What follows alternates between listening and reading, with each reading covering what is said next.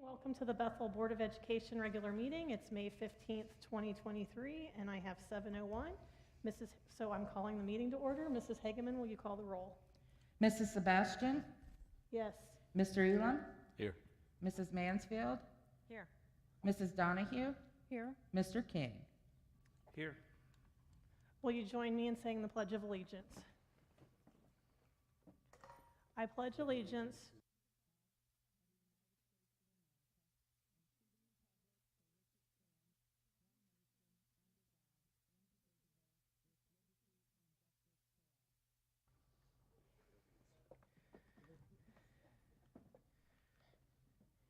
Before I ask for approval of the agenda, I just want to check if there's any additions to the agenda. Do any of the board members have additions to the agenda? Okay, then I will call for a motion for approving tonight's meeting agenda. I'll move. Thank you, Mr. Elam. May I have a second? I'll second. Thank you, Mrs. Donahue. Any discussion? Mrs. Hageman, will you please call the roll? Mr. Elam? Yes.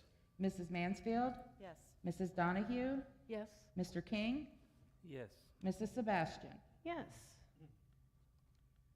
Next on the agenda is approval of the minutes for the April 11th work session and the April 17th regular meeting. May I have a motion to approve those minutes? I'll move. Thank you, Mrs. Mansfield. May I have a second? Second. Thank you, Mr. King. Any discussion on the minutes? Okay, Mrs. Hageman, will you please call the roll? Mrs. Mansfield? Yes. Mrs. Donahue? Yes. Mr. King? Yes. Mrs. Sebastian? Yes. Mr. Elam? Yes.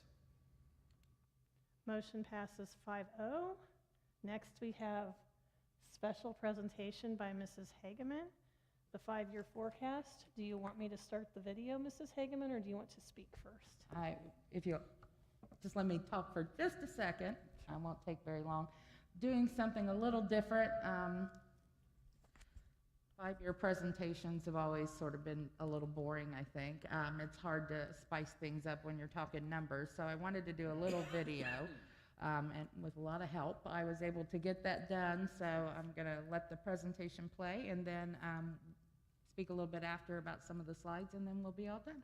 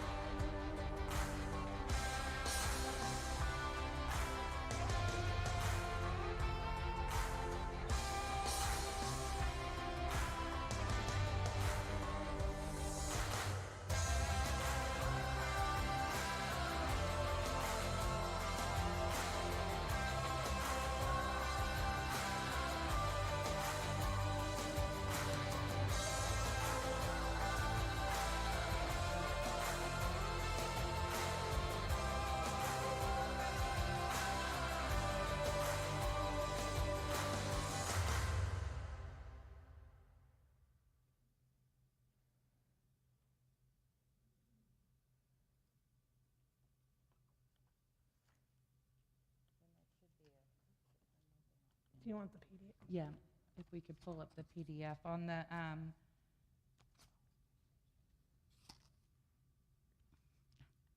the second page, it shows for this year what we anticipate is 18.2 million with 17.5 million in expenses, so we'll be ending the year with 655,000 surplus, right?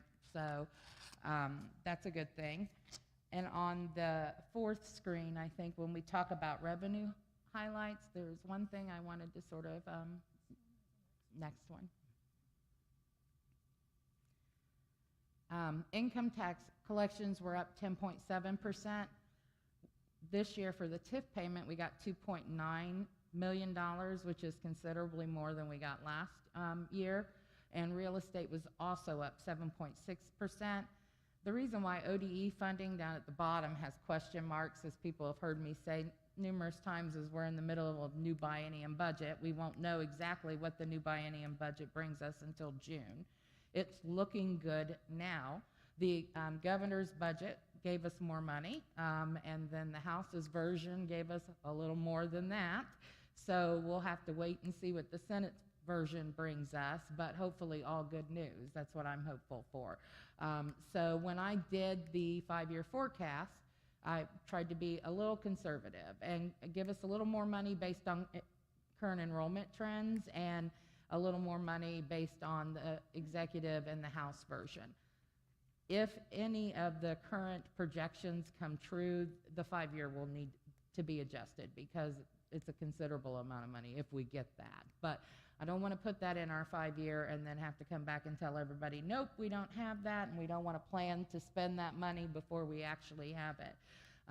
So they have until June 30th, but they can also delay that process, as legislators can do. But hopefully, I've only had one occasion in my 20 years that it's been delayed. Usually they'll get it out by June 30. Sometimes it's midnight, but we get it by June 30. So once we get that information, we'll have to revisit and see where we're at. So. Well, and the best news, at least from my vantage, is if they use the fiscal year 22 funding, it's not just the funding that helps us, but the enrollment numbers, right? Correct. So right. For us, it's a double bonus, or I think of that as a double bonus. The executive version, the governor's version, only used fiscal year 18 inputs, so enrollment and all that data was based on fiscal year 18, and as you know here, that's 600 students. We had 600 students added since fiscal year 18. So now they're using fiscal year 22 data, still 2-year lag, but that's much better than 18, and it made a considerable difference in our funding in the House version. But we'll have to wait and see what the Senate does. You know, they could pull it back to fiscal year 20. They can make all kinds of changes. Hopefully not. And they will make changes. I'm just sort of hoping it's not going to be significant. So that's why those question marks are there, because we really don't know what the state has to offer this year. Hopefully more money, because we've been struggling along with too many kids and not getting funded for those kids for long enough. So hopefully that will change with the new biennium budget that comes along. So if we look at the ending cash analysis, let's sort of scroll through here, every year in the forecast we have cash, the ending cash, it looks good. The last 2 years of the forecast, we're looking at deficit spending. That always happens in a forecast because that's another biennium budget away. So it's really difficult to forecast 2 biennium budgets in one forecast. So I'm not too concerned about year 26 and 27. It's in a deficit spending, but our cash balances are holding pretty good. So we're looking at 80 to 90 days cash each year. I think in 26 and 27 we go down to 76 and 83. It's not ideal. 63, sorry. But this is a conservative look, and I really do think that we're going to have more cash on hand as things come in, because I didn't expect us to get as much TIF money as we did, so it's good. So, I think, is it 60 to 90, yeah. So we're above the 60 mark. We're just a little shy of the 90. I don't think we need to do anything drastic right now or make any changes, but I'm going to keep a really close eye on it, especially with the new funding formula. If the Fair School funding formula gets funded to the extent of the House or even close to that, then we will have 60, 90 days cash on hand. So looking good. At this point, we're looking good. So that's all I have for the 5-year presentation, unless anybody has any questions for me. I just want to say phenomenal job on the presentation, not only the PDF, but also working with the staff with video. I think that adds to it that we're really trying to communicate. It was awesome. Thank you. Thank you. We have, Jacob was able to put it out on the website as well under the treasurer's business, so it'll be available there this evening. So it's hard to make that stuff exciting.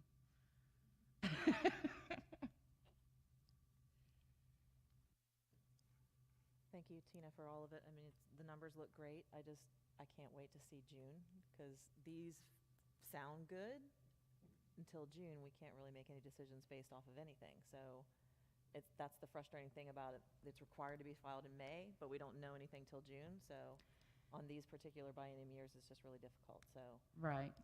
not to shortcut anything you've done. It's just, I know you feel the same frustration that we do on that point, because it's just hard to plan, not knowing what we're planning with. So Yeah, we were very, very excited when they moved the 5-year forecast date from October to November, because when you do get a new biennium budget, it sometimes takes 60 to 90 days to get the full implementation of all the different parts of the budget. So you don't even know what you're looking at in October. So they were able to move it to November, which is great, but I don't think we're going to get them to move May to June or anything like that. I think, in months outside the biennium budget, you can usually get a pretty good handle on things in May. But right now, we're sort of waiting like everyone else in the state. But Right. yeah, I understand. There's things we need to do. There's things we know we have to do. Things we want to do. And Correct. we're eager, Yes. but we're stuck. So, but thank you, because this is very encouraging. So thank you. And we put, I say we because I worked with the company, but this is a community version of the 5-year. This is not what the state version is. So I thought this was interesting that everyone could see it, broke it down a little easier, and it makes more sense to the average person when they're looking at it. So if anybody has any questions, feel free to email me or give me a call, and I'll see if I can help you through that. But I thought this was a much easier version to look at and read through. So, and I'll be looking at changing our board reports and things with this new software as well. So I've been playing around with it in my spare time. So. And this is in board docs, under the treasurer's 5-year forecast. But I like it because I can see it with and without my glasses on, and it's 20 lines instead of 60 or 70. So I was really excited when I saw this piece of paper, because I've read my share of the state forms, and they're not very readable. No. So yeah, it's I'm a lot excited. of information on one spreadsheet, and it makes so just an easier version to read, I think. So. And Danny, excuse me, I just want to answer your question you had asked about how many days of cash we're supposed to have on hand. Our board policy 6615 says that we will have no less than 60 days. So we're still in compliance with this 5-year forecast.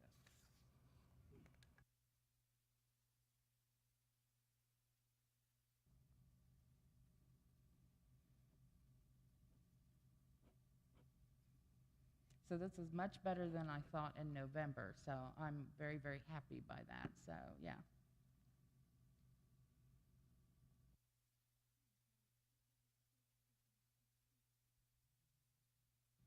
Do we need to vote on this, Madam President? We will down in the treasurer's items. If you look item D under treasurer's report, Mr. King, there's approval of the 5-year forecast. But great question. Thank you. Yes. Are there any further questions or comments about the 5-year forecast? Because if not, we're going to move on to public participation for agenda items. Okay, first up, we have Mrs. Reese, please.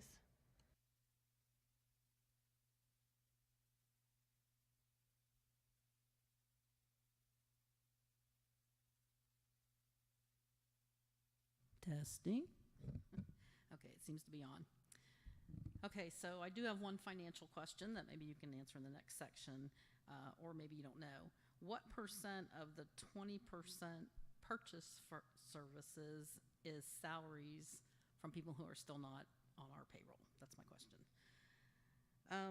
So last meeting, we're not to the calendar yet, but these are all agenda related, right? Last meeting, the board voted to hold work sessions on the second Thursday of each month, but the calendar shows next month on the third Thursday, and there are 2 more on the third Thursday per the website updated.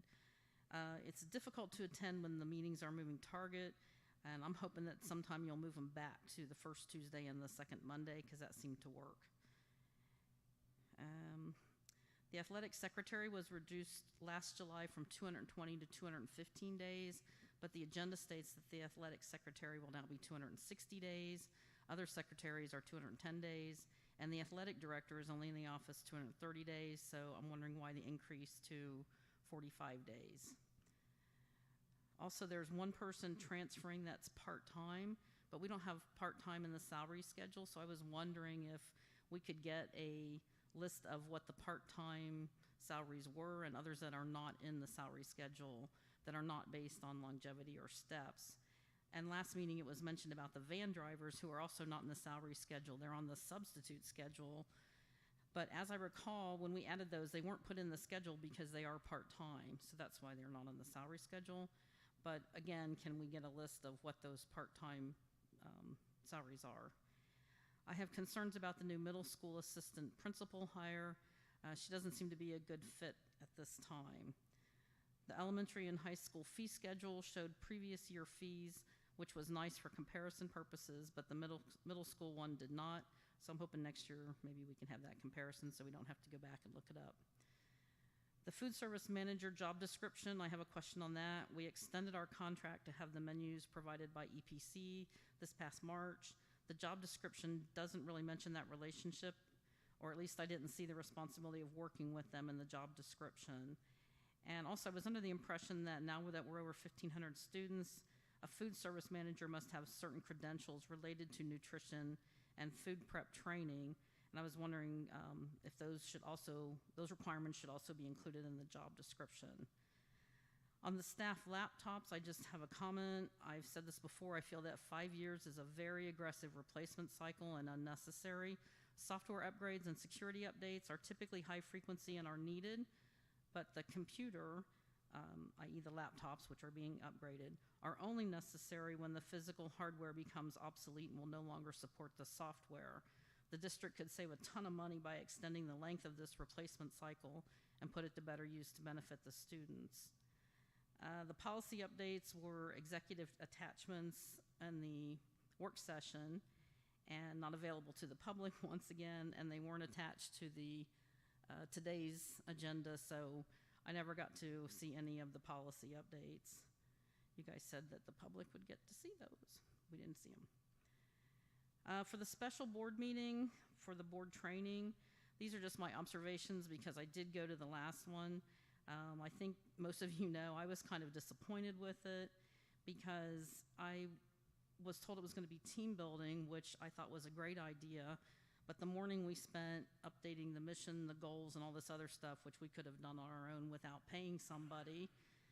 So the afternoon of that session was a lot more worthwhile as it did touch on team building, but then we ran out of time, so it was just a couple short little exercises.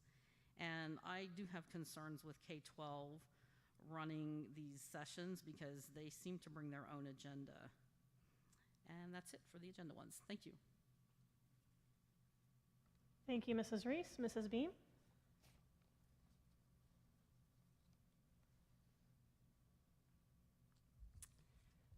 A couple things on the agenda. First, for me personally, I too would like to see the meetings move back to the way they were, and it's just flip-flopping around a lot. It's hard to keep track of when the meetings are.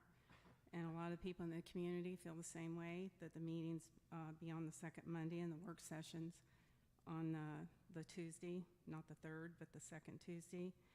I do have some concerns on the hiring of the new middle school principal. After looking at some of the social media posts, I don't feel she's a good fit either, and many of the community has told me that also. Next, I'd like to read something that somebody gave to me today that wishes to remain anonymous. To back the start date for the school year up by 12 days, for a 6-day training is absurd. When just 3 months ago it was an inconvenience for you to move the start date because of the fair. We understand state requirements for training have to be held, but this hasn't been a secret. You've known about this for quite some time. Several other local school districts have already had their training completed on the scheduled professional development days before the school year.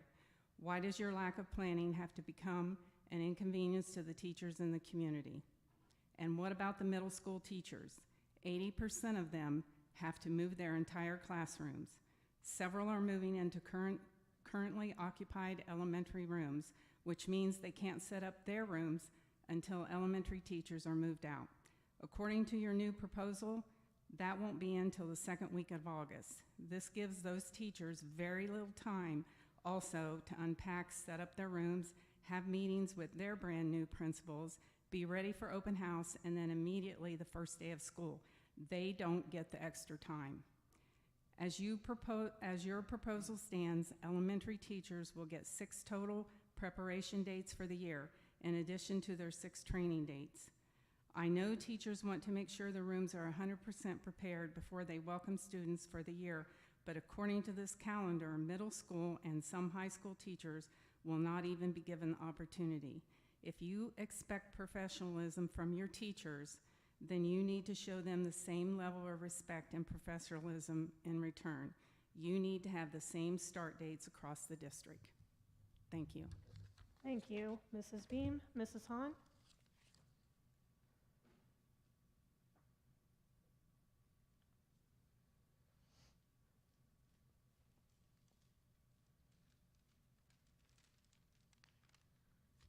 Hello, I'm Molly Hahn. I have 3 students in the district. I have an elementary student, a middle school student, and a soon-to-be high school student. As a working parent, I am very frustrated by the inconvenience of a different starting time as proposed for elementary versus the middle and high school for this coming school year. Many parents in the district, including myself, rely on high schoolers, whether they be siblings, family members, neighbors, or friends, to help babysit their younger children while we are at work.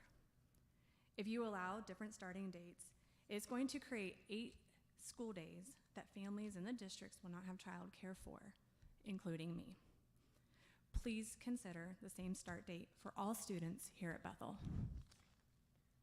Thank you, Mrs. Hahn.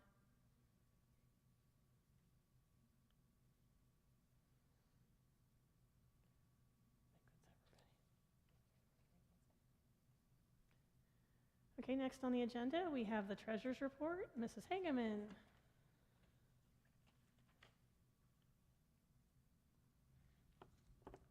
On the monthly financial report, What do you want me to pull up? I always feel like I'm sitting here pointing. You want me to do it? I can do it.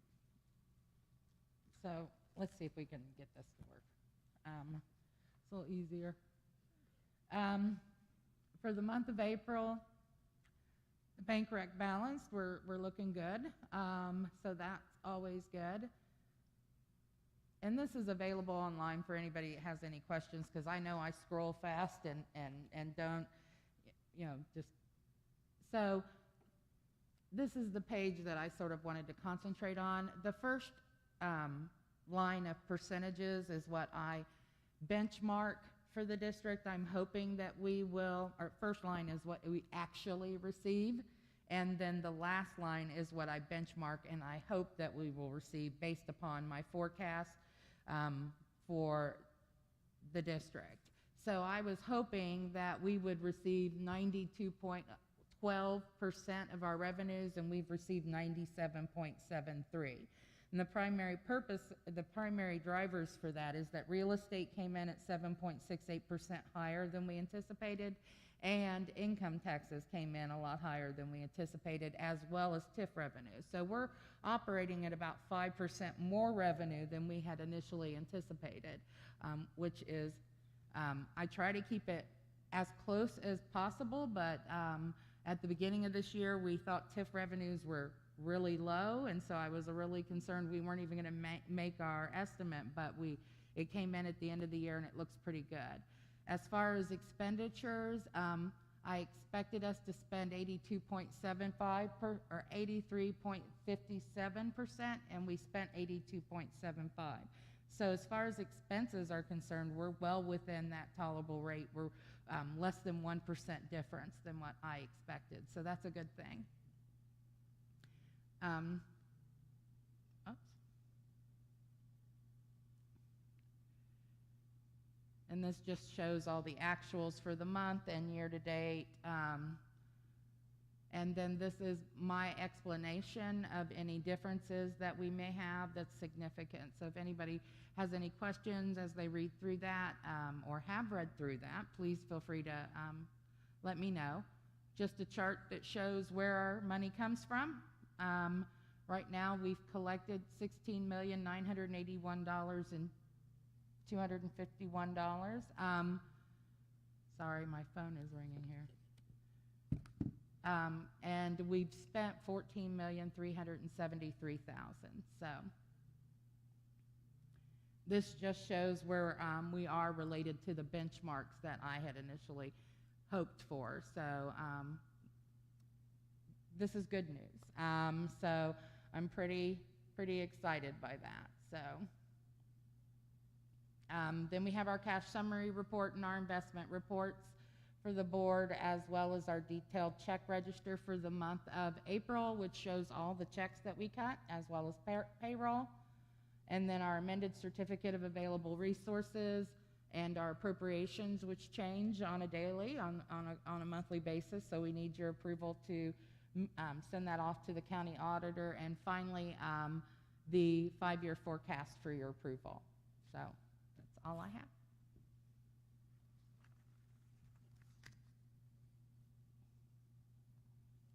We have a motion to approve the consent agenda for the treasurer's report, please.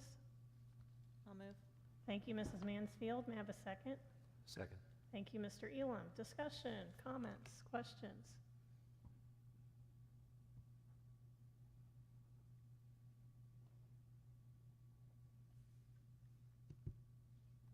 I'll just say again, excellent presentation of the 5-year forecast in the easy, understandable format. I greatly appreciate that, and thank you for a wonderful job. Thank you. I actually also like the format of the new, more detailed one that we get as well. I really like the way that's lined out and the verbiage and the way it reads. It reads a lot more friendly as well. So thank you for that too. Keep the good news coming. I hope so. I don't like being the bearer of bad news. I always want to have good news. So I didn't understand the question that one of our community members had asked. I was able to capture what percent of the 20% of purchase services. It sounded to me like they said salaries that aren't on the books, or?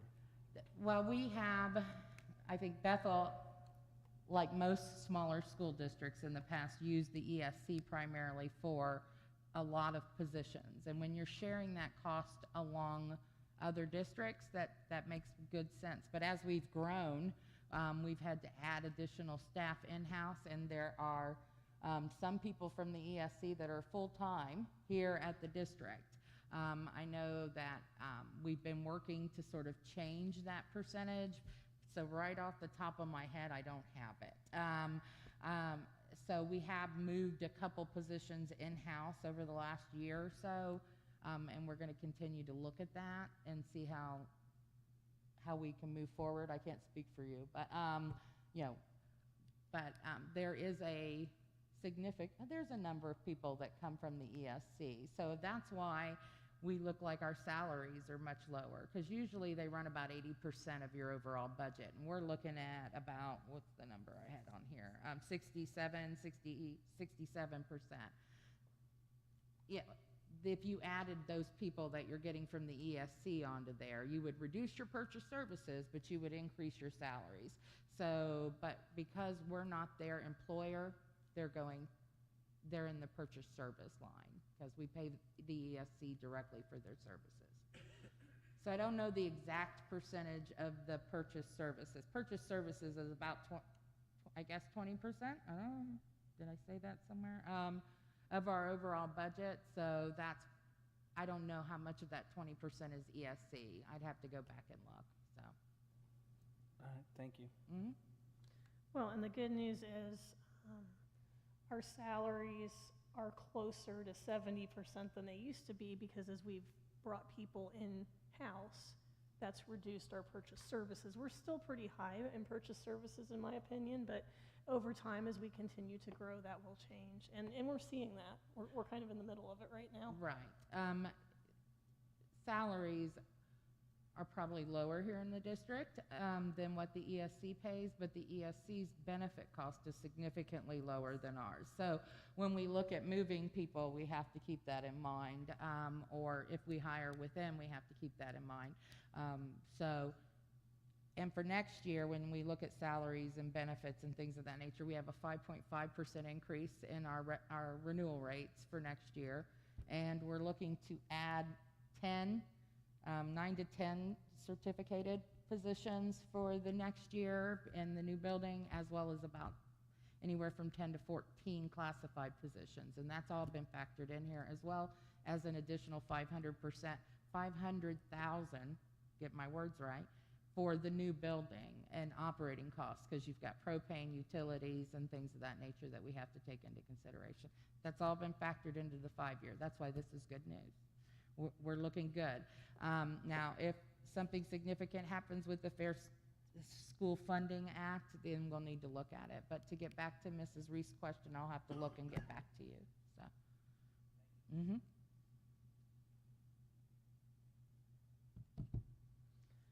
Mrs. Hageman, will you call the roll for approval of the consent agenda? Mrs. Donahue, Yes? Mr. King, Yes. Mrs. Sebastian, Yes. Mr. Elam, Yes. Mrs. Mansfield. Yes. Thank you. Okay, we have the superintendent's report next, so I'll turn it over to Mr. Crispin. Thank you, Madam President, and good evening, board and visitors. Superintendent's report. This is always a fun one, important dates in May, because May is, it's what we've been working for. It's graduation. It's time to celebrate student accomplishments and our senior class. And the month got kicked off for me in celebrating with 192 alumni of Bethel High School on Saturday night. And it was great. I kind of hung out in the back and just watched and listened. Lots of smiles and lots of stories. And as I mentioned earlier, we had about 30 folks come through the new K-5 building. We had it opened up courtesy of Peterson Construction, and folks wanted to take a look at what 21st century learning is going to look like for our elementary students. So. But anyways, really appreciated receiving the invitation from the Alumni Association and their president, Mr. Lawson. Other important dates, we have next Tuesday, we have the BES and BMS Spring Choir Concert. Seniors have their final exams next week, and then their last day culminating Friday. Saturday, then, our elementary sings the national anthem at Day Air Stadium. Sunday, the BHS has its final concert of the year, as well as their award ceremony. Then the following week, we have exams, senior awards night, the 23rd, last day of school for students, 25th, and then the teacher work day and luncheon will be on the 20th, actually breakfast on the 26th. High school graduation returns to Hobart Arena Saturday, May 27th, and we have Memorial Day weekend, and then the work session. And we're going to have to look at our board meeting that's scheduled that Monday, because that's a holiday. So we need to be thinking about that piece. So exciting time here in Bethel Local Schools.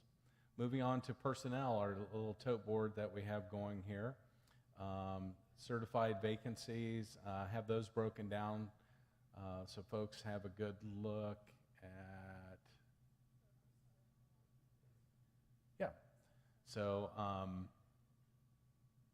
you just understanding where those vacancies are, how those are occurring. If people are just leaving, or is it a combination of things, and that's pretty much what that shows. But also 9 of the new positions that Mrs. Hageman had mentioned. We're getting close to getting those filled. Later on, I've added under discussion the need for a special meeting next week to hopefully land the rest of those positions. Had 2 interviews tonight, have another one Wednesday, have one more recommendation and one more final interview for the elementaries, and that should be it for now. Classified vacancies, I know Mr. Byrd is starting to meet with some of the new positions that we've posted for our custodial and maintenance staff. We're waiting for hopefully your approval of the new food service job descriptions to post those positions and get moving on those as well.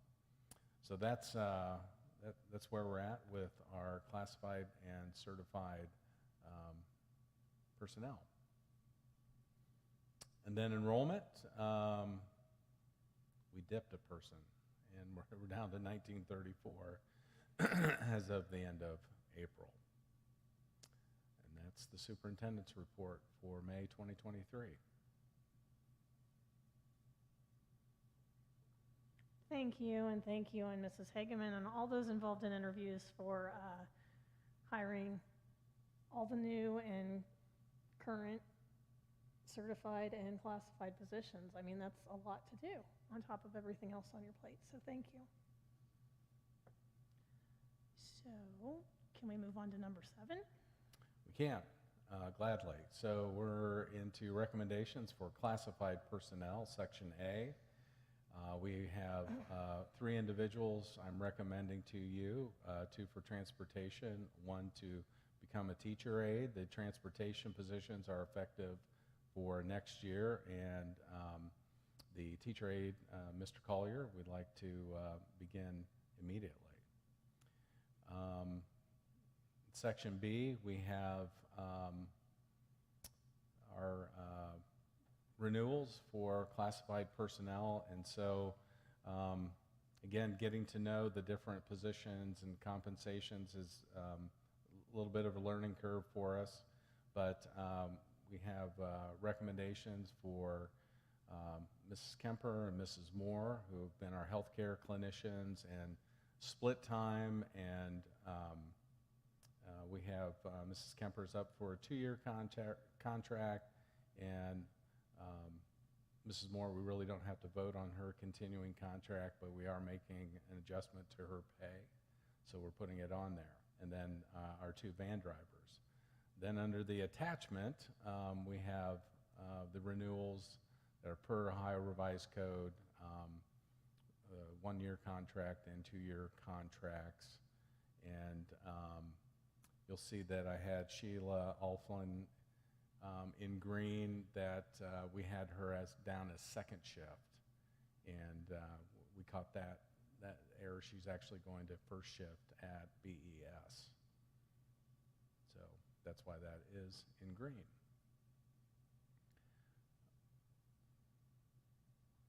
Item C, we have our annual summer employment of current staff, and we're going to need them greatly with all the moving that needs to take place. And then we have transfers in item D. Mrs. Gravick going from athletic secretary to BES secretary. Mrs. Smith, who has been a part-time attendance secretary, going to do the same thing over at BMS. Although I don't think we have attendance secretary on our classified schedule. That's why we're trying to get everything speaking the same language, using the same titles. So she's essentially employed as a secretary. That's where we pull her hourly rate from. And then Mrs. Goins is going from assistant to the treasurer, accounts payable, to athletic secretary. And the increase and decrease in days, that has historically ebbed and flowed, depending on who has held those positions. You know, our athletic director could easily be a 260-day contract, but we've already talked about that compensation for that position. We didn't want to fiddle with the days, but the reality is he is here a lot, and we're making the move to make sure the secretary is here that can mirror the work. So that's the reasoning for the additional days. That's it then for my recommendations for classified personnel. A lot more for next month. Thank you. May I have a motion to approve the consent agenda for classified personnel, please? I'll make the motion. Thank you, Mr. King. May I have a second? Second. Thank you, Mr. Elam. Discussion, comments, questions? I would think that we potentially should look at the hourly rate for the summer program for the workers, just looking at that and the amount of work that is specifically coming into the school year, this summer break with the transfers and moving, there'd be a significant amount of work. That's all. Yeah, I think that's something I need to talk to Mrs. Hageman about, because I think, is there a limit that we can have those folks work weekly? We don't have to talk about it here, but that was a There question hasn't that been was in the posed. past. It's whatever was needed over the summer at $12 per hour. So I don't think we've ever limited them as far as, Okay, Yeah. that's Bethel rumor. okay, well, I'll take a Yeah. look. And Mr. Certainly King, look at that, for sure. Yep. And Mr. King, Mr. Crispin has some ideas that are in process on how we might accomplish the move, so that will use talk some about later. students too. So it's not going to be totally on their plates. That I think is going to work very well from a financial and from a community's perspective. And once he has those finalized, I'm sure he'll share those with the board. Thank you.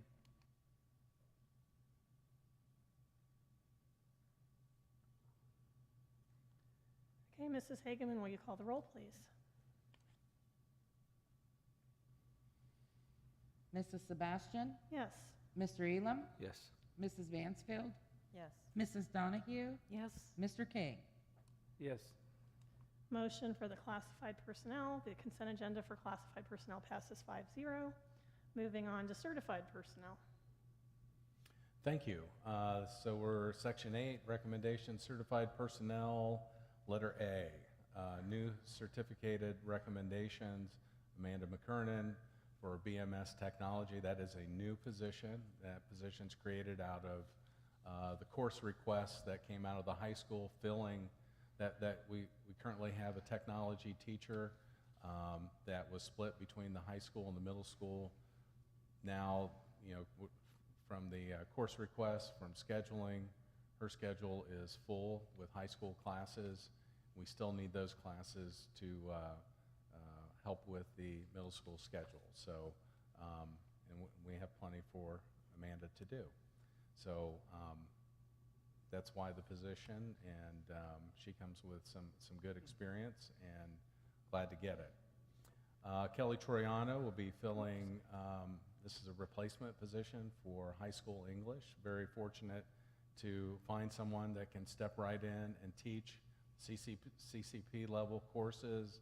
We don't have to change the master schedule. We don't have to ask teachers to teach other courses in the department.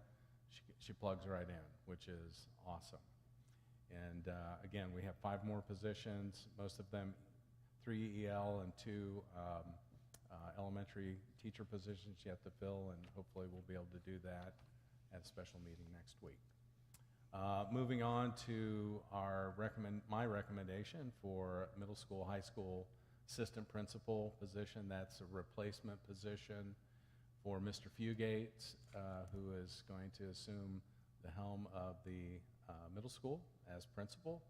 And Mrs. Spears comes to us with loads of teaching experience at the middle level and is currently serving as assistant principal at Westerville High School, pretty large high school and diverse high school. And so her teaching experience with the middle school and her administrative experience with diversity, we think is going to help us, make us better.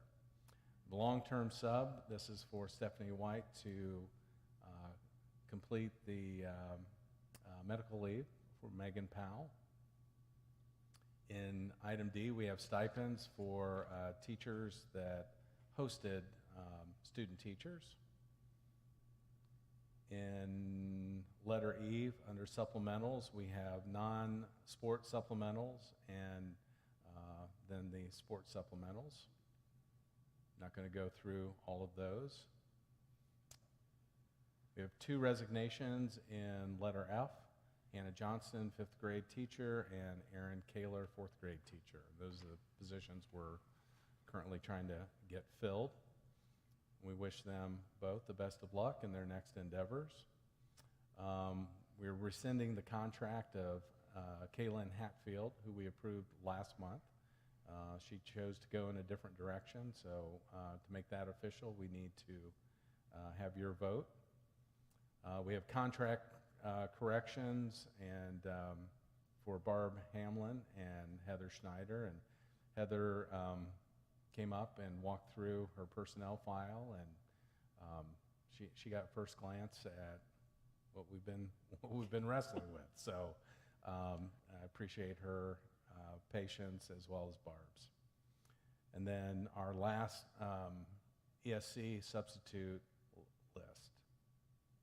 And that's it for certified personnel recommendations. May I have a motion for approval of the consent agenda for certified personnel? I'll make a motion. Thank you, Mrs. Mansfield. May I have a second? I'll second. Thank you, Mrs. Donahue. Discussion? Go ahead. I was going to say, I'm sorry. Thank you for correcting the non-supplemental file. It was not readable before, so I appreciate the fact that you added the PDF file for a Yeah, second I wasn't go-round. sure what happened with that. Yeah, but thank you. You're welcome. Yeah.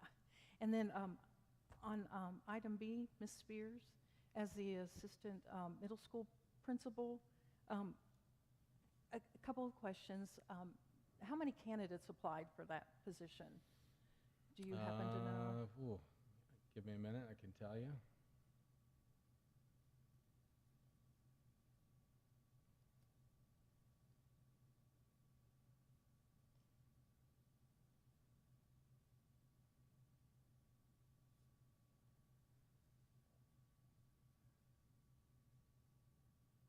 And were there any internal candidates as well? We had one internal candidate.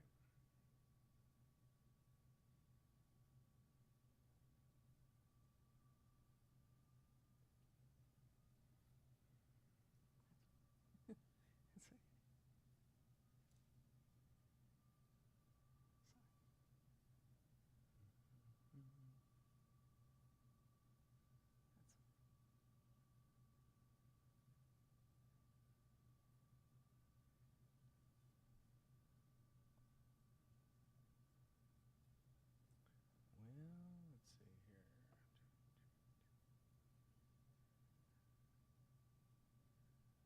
That's okay.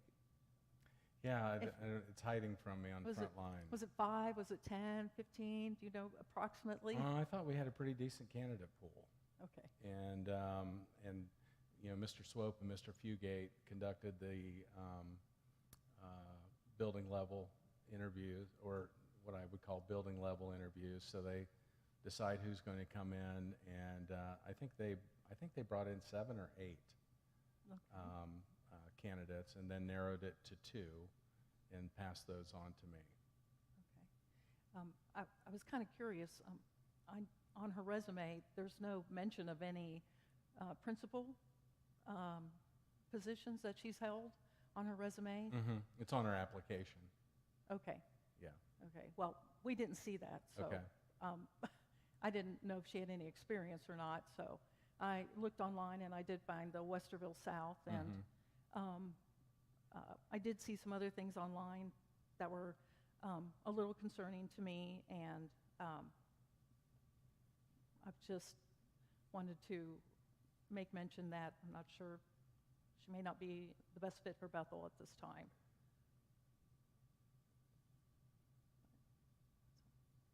And that's all. Okay. Thank you.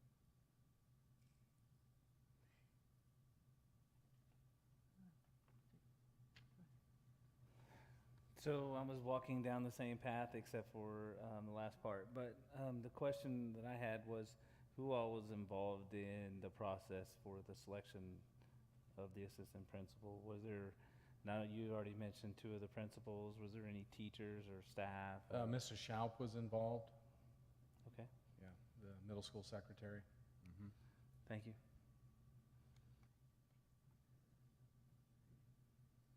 Madam President, I would like to see that item B pulled separately for a separate vote, please. Thank you. I am very excited by the hire that we have a technology teacher at every building. I think that is really moving us in the right direction, and I cannot say enough about teaching our kids technology.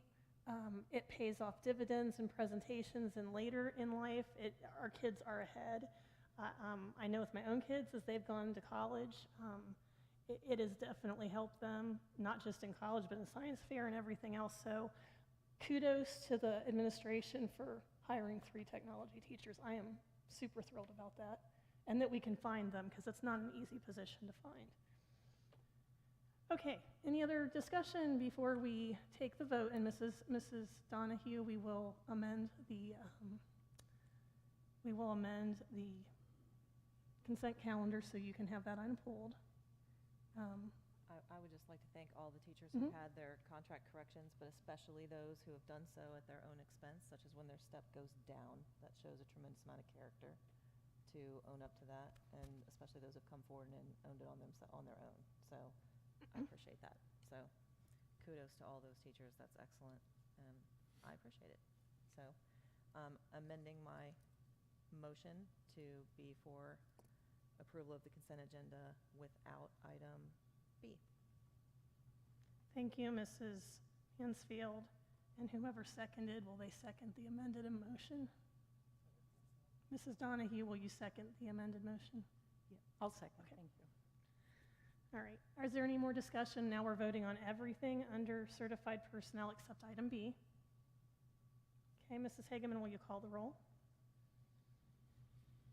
Mr. Elam? Yes. Mrs. Mansfield? Yes. Mrs. Donahue? Yes. Mr. King? Yes. Mrs. Sebastian? Yes. Now may I have a motion? Do we need a motion? Okay. May I have a motion to approve item B, please? Ma'am, at this time, I think it would be important for us to potentially just have a quick executive session to understand the concerns that are being brought forward, to hear them, at least, to the point we could just step behind here and hear it and come back and move forward with this next item.